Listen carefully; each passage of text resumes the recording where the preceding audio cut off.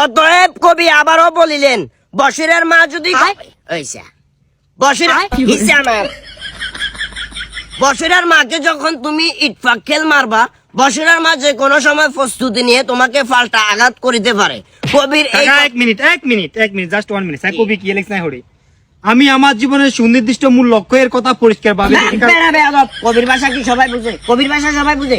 এটা শুধুমাত্র জেন্টালস ম্যান যারা, তারা ছাড়া আর কেউ বুঝতো না। জেন্টাল পাগল যারা তারা বুঝে। একটা এড়িয়ে হারিয়ে গেলাম কি এখন? কবি কি বলছে এটা মনোযোগ দিয়ে শুন।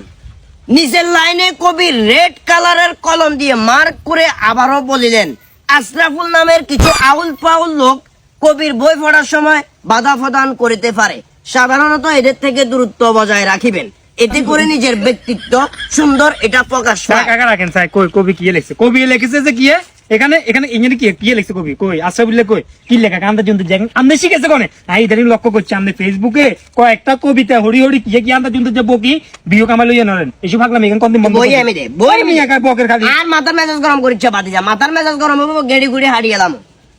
অতএব কবি আন্ডারলাইন করে আবারও বলিলেন, আশরাফুল নামক ব্যক্তি যদি বারবার তোমার হাত থেকে বই কেড়ে নেয়, তাইলে সরাসরি তার গেড়িতে আঘাত করা। এই কবি বলছে কালারফুল, এই আশরাফুল্লাহ